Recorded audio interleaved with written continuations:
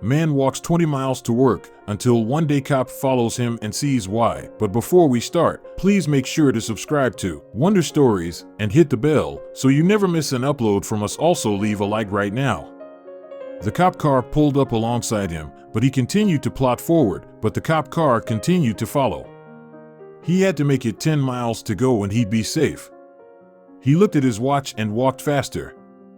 His legs burning as he powered on, but there was no deterring this policeman.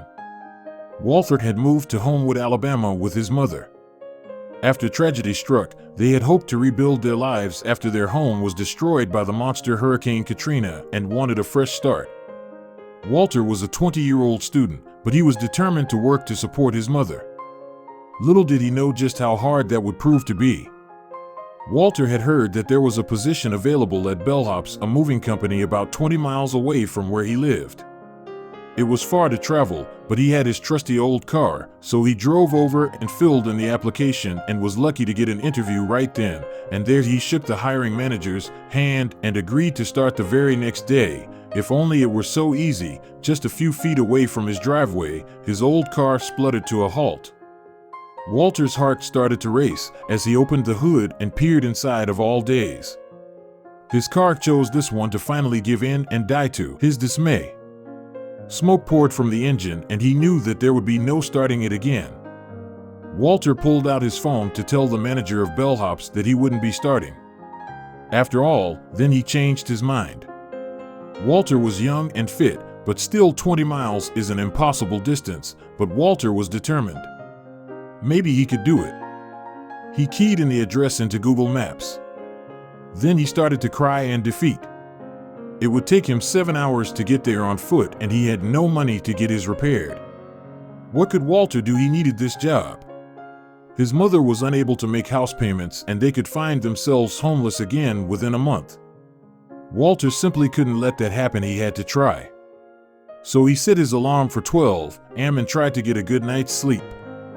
When 12 a.m. rolled around, Walter awoke. He pulled on his most comfortable sneakers, threw on his jacket, and set off into the night. It would take 7 hours to get there, but he was determined to reach the Bellhops client on time, as if walking the backbreaking 20 miles wasn't enough. Life decided to throw Walter another curveball. Walter had started his walk at a brisk pace, but by the time he reached the halfway mark, his legs were shaking, sweat poured from his face and his feet burned. He had walked over 10 miles and the exertion was taking its toll. The thought of losing his job on the first day kept him going as he focused on moving one foot after the other. Again and again, then he saw the flash of blue. He had been too focused on keeping his legs moving to notice, but a car had been following him for at least the last 10 minutes. It was 4:20 a.m. and he still had miles and miles to go. Then the car flashed its light and blared its short warning siren, and he knew they were there for him. Walter turned his head to see the cop car rolling up beside him. "Where are you rushing off to, buddy?" the cop asked pointedly. He had had a rough and late night on parole duty, and the last thing he wanted was more trouble. Walter, gasping for breath, tried to answer him without breaking his stride. He was all too aware that the clock was ticking. The cop had seen enough and ordered Walter into the car. He didn't care to find out what this young man was doing in the street at this late hour. As far as he was concerned, he was up to no good, but when Walter mustered enough breath to tell him the reason for his late-night walkabout, his eyes widened in disbelief. Officer Sean Gray had seen many things in his life, but this boy's determination astounded him beyond belief. They drove the next 6 miles in silence, until Walter saw the house appear in the distance. Relief crashed over him like a wave. He had made it before time had run out. He thanked Officer Gray and shakily got out of the car, but there were still more surprises for Walter on that fateful day. The policeman escorted Walter to the door and told the homeowner, Jenny Hayden, lamely how he had traveled 14 miles on foot to help her with her move. She was flabbergasted by his dedication. When the rest of the Bellhops crew arrived, Walter tirelessly got to work loading boxes onto the moving van. He was exhausted, but he kept going. Then Jenny wrote the post on Facebook that exploded overnight. Jenny's Facebook post read, "Yesterday was a long day, but a good day, Chris, and I woke up around 5:45 a.m. to get everything staged and ready for our movers. Hamlet or bell rang.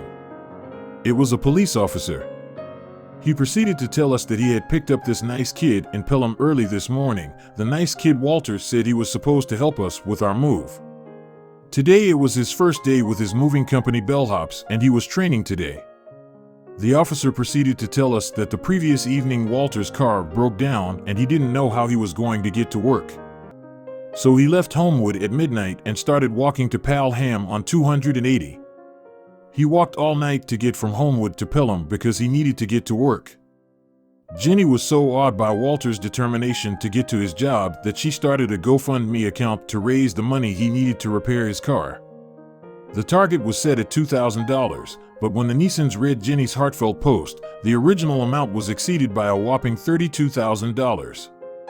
But soon after Walter's actions got the attention of Bellhops. CEO Luke Marklin immediately got into his Ford Escape and drove it from Tennessee to Homewood. On his arrival, he presented a gobsmacked Walter with the keys. Walter couldn't believe his eyes.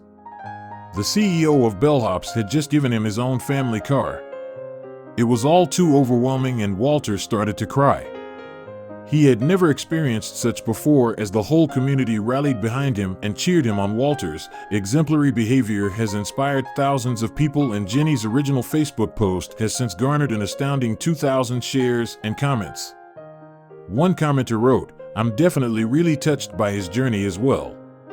It's impressive how we can give excuses to not do something, but then there are people like Walter who don't like excuses and just do it, and another life has made challenges." Walter passed the test, gracious and humble man. I can't imagine how many times on that lonely walk down to 80 in the middle of the night. Did he want to turn back? How many times did he wonder if this was the best idea? How many times did he want to find a place to sit or lie down and wait till morning when he could maybe get someone to come pick him up and bring him back home, but he walked until he got here. Jenny wrote, "In all, Walter's dedication to his job has become a symbol of the hardworking American, and his determination has even inspired a hashtag movement titled Be Like Walter on social media, but Walter remains humble and shrugs off the praise, saying, 'I just walked.' He aspires to become a Marine one day, and he has definitely proved to the world that he can achieve anything."